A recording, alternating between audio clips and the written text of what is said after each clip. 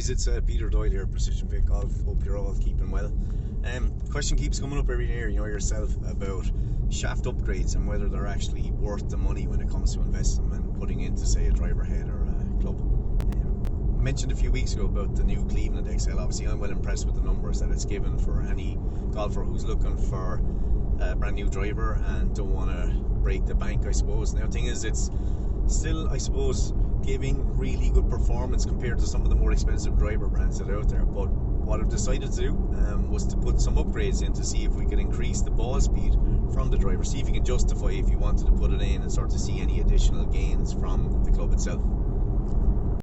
So obviously in the past you would have seen me, we're testing out different shafts. There's a lot of ones that we do down there, like say Graphite Design, Project X.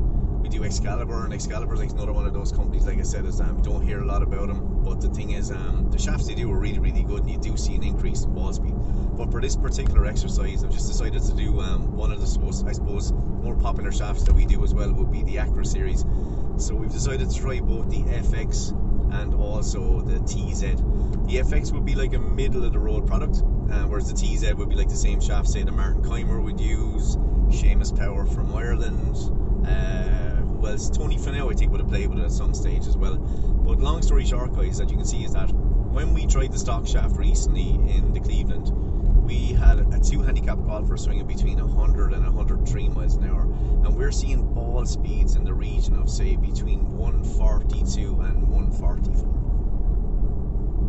Now, if you put a shaft, an upgraded shaft, into the hands of, say, like someone who's got less speed, now someone like myself, because obviously, like I said, a little bit older, close to 50 years of age, and I might not have the ball speed or the club head speed that I used to have.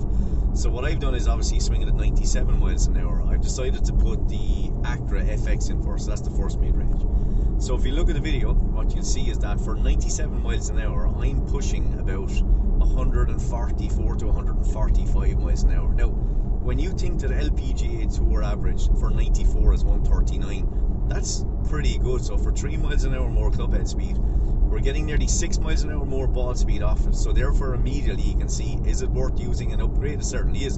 And you don't have to use the most expensive upgrade you can think of. You can see that even with a mid-range, you can still see a significant gain, right? But what's interesting to know now, again, if we take that up a notch again and say we go to the TZ, so the TZ, like I said, used by Seamus Power, Martin Keimer, guys like that, it's a more expensive shaft, and obviously the materials will be a little bit more exotic. But what you're going to see is, again, you're going to see another gain where I'm going to get a few more miles an hour out of that again.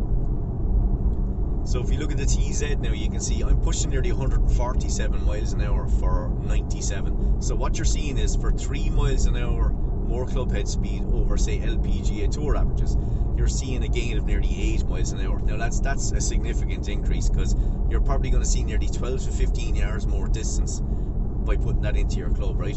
And the other thing I suppose it highlights as well, if you look at the two smash factors, you're seeing a 1.48 and you're also seeing a 1.51. Now 1.49 is PGA standard for smash factor. Like, that's really, really good. But you can see when you get a professional club maker to put the club together for you, you suddenly see smash factors in the region of 1.51. So that highlights the benefits of professional club making. And then when you combine that with putting it into a driver and a more expensive shaft, and then you can suddenly see that you're getting a significant gain and you're seeing an improvement in how the club behaves overall. So when you watch these forums online, you watch these bloggers and they're all saying, oh, they're not worth it upgrades. You have to ask yourself, if they weren't really worth the money, then would you see a professional golfer walking into a shop, taking a club off the rack and just taking any old stock shaft? You wouldn't, because they're all using upgraded shafts because they want premium performance, they want more ball speed, because that's what makes them competitive. And likewise for the club golfer, if you really want to see an improvement in your driver and you're not seeing it coming from the stock shaft or the club that you have, you should explore putting a more exotic shaft in to see if it improves the overall playing conditions of that club. If you have any questions, like I said, just give me a shout at our email address, which is peter@precisefitting.com, or at any of the telephone numbers that are listed on the website. And like I said, it's been a pleasure talking to you again, and I hope you found the information interesting.